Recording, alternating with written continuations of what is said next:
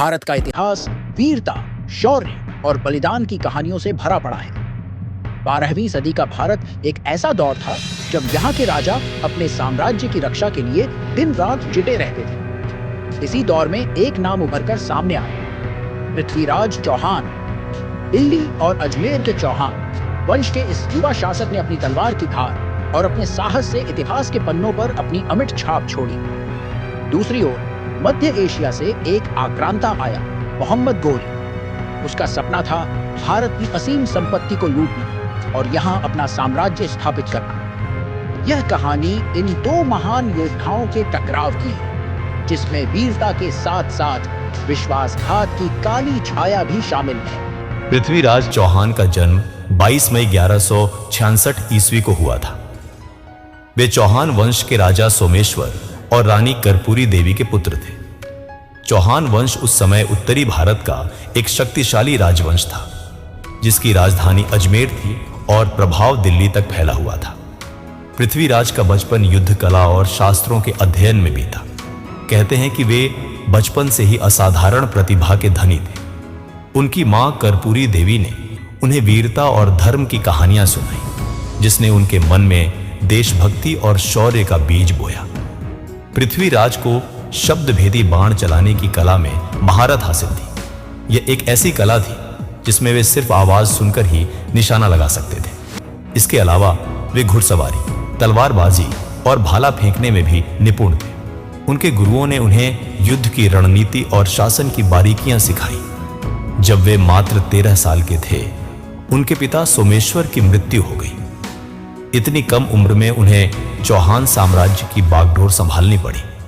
उनकी मां और वफादार सेनापतियों ने उनका साथ दिया और जल्द ही पृथ्वीराज ने अपनी योग्यता साबित कर दी। पृथ्वीराज ने अपने शासनकाल में कई छोटे बड़े युद्ध लड़े। उन्होंने पड़ोसी राज्यों के विद्रोह को कुचला और अपने साम्राज्य की सीमाओं को मजबूत किया। उनकी सेना में वफादार योद्धा थे, जिनमें उनका दोस्त और कवि चंद्रबरदाई भी शामिल था।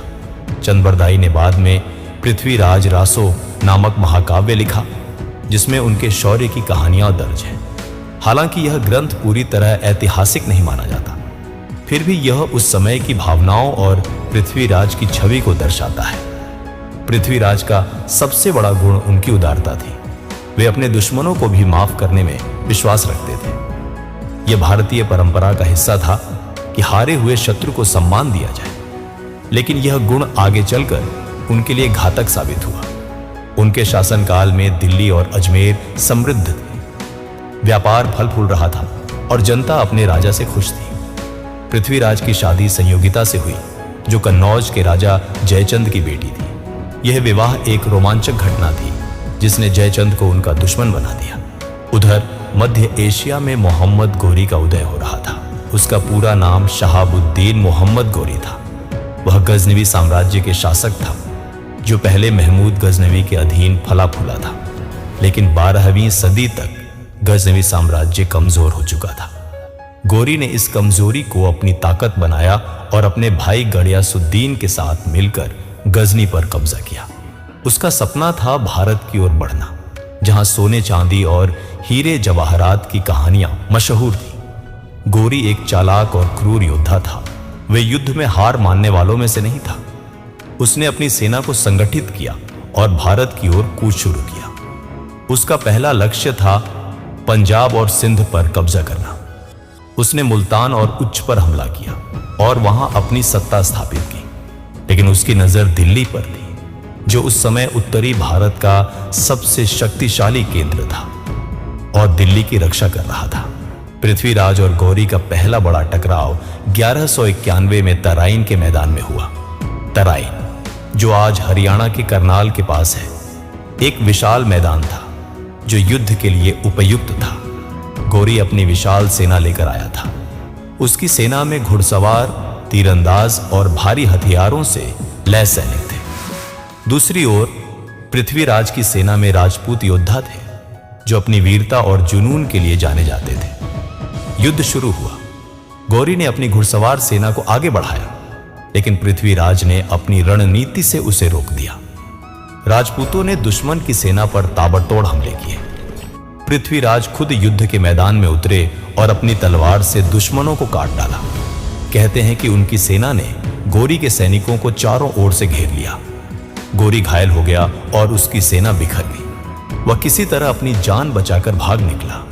पृथ्वीराज ने जीत हासिल की, यह उनकी सबसे बड़ी उपलब्धि थी। लेकिन उन्होंने गौरी को मारने के बजाय उसे छोड़ दिया। यह उनकी उदारता का प्रतीक था, लेकिन यह निर्णय आगे चलकर भारी पड़ा। गौरी ने इस हार को अपमान माना और बदला लेने की कसम खाई। पृथ्वीराज की जीत के बाद भी उनके दुश्मन कम नहीं हुए। उनके अपने साम्राज्य में कुछ लोग उनकी सफलता से जलते थे। इनमें सबसे बड़ा नाम था जयचंद का।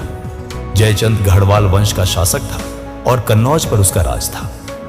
जयचंद और पृथ्वीराज के बीच पुरानी दुश्मनी थी। इसका कारण था संयोगिता का स्वयंवर। कहानी के अनुसार जयचंद ने अपनी बेटी संयोगिता के लिए स्वयंवर आयोजित किया था, लेकिन संयोगिता पृथ्वीराज से प्यार करती थी। स्वयंवर में पृथ्वीराज ने संयोगिता को भगा लिया, जिससे जयचंद का अपमान हुआ। जयचंद ने इसे कभी माफ नहीं किया। उसने गौरी से गुप्त संदेश भेजा और उसकी मदद करने का वादा किया। यह विश्वासघात पृथ्वीराज के लिए सबसे बड़ा खतरा बन गया। गौरी ने अपनी हार से सबक लिया। उसने 1 साल तक अपनी सेना को फिर से संगठित किया। उसने तुर्की और अफगान योद्धाओं को भर्ती किया और अपनी रणनीति बदली। 1199 में वह फिर से तराइन के मैदान में उतरा। इस बार उसकी सेना पहले से कहीं ज्यादा मजबूत थी। पृथ्वीराज भी तैयार थे, लेकिन उनकी सेना उतनी एकजुट नहीं थी। जयचंद ने अपने सैनिकों को युद्ध में भेजने से मना कर दिया। पृथ्वीराज के कई सहयोगी भी पीछे हट गए। गौरी ने चालाकी दिखाई। उसने रात के अंधेरे में छापेमारी की। पृथ्वीराज की सेना थकी हुई थी और अचानक हमले से बिखर गई। युद्ध भयंकर था। पृथ्वीराज ने आखिरी सांस तक लड़ाई की, लेकिन वे हार गए। उन्हें बंदी बना लिया गया। गौरी ने इस बार कोई दया नहीं दिखाई। उसने पृथ्वीराज को गजनी ले जाया और वहां उनकी आंखें फोड़ दी। पृथ्वीराज का अंत दुखद था। पृथ्वीराज रासो के अनुसार गजनी में कैद के दौरान पृथ्वीराज ने हार नहीं मानी। उनके वफादार कवि चंद्रबरदाई उनके साथ थे। एक दिन गौरी ने पृथ्वीराज की शब्दभेदी कला देखने की इच्छा जताई। पृथ्वीराज ने मौका देखा और गौरी की आवाज सुनकर बाण चलाया, जो सीधे गौरी के सीने में लगा। इसके बाद पृथ्वीराज और चंद्रबरदाई ने एक दूसरे को मारकर अपनी जान दे दी। हालांकि इतिहासकार इस कथा को पूरी तरह सच नहीं मानते। कुछ का कहना है कि पृथ्वीराज को कैद में ही मार दिया गया, लेकिन यह किंवदंती उनकी वीरता को अमर बनाती है। पृथ्वीराज चौहान की कहानी हमें सिखाती है कि वीरता के साथ चतुराई भी जरूरी है। उनकी उदारता और भरोसे ने उन्हें विश्वासघात का शिकार बनाया।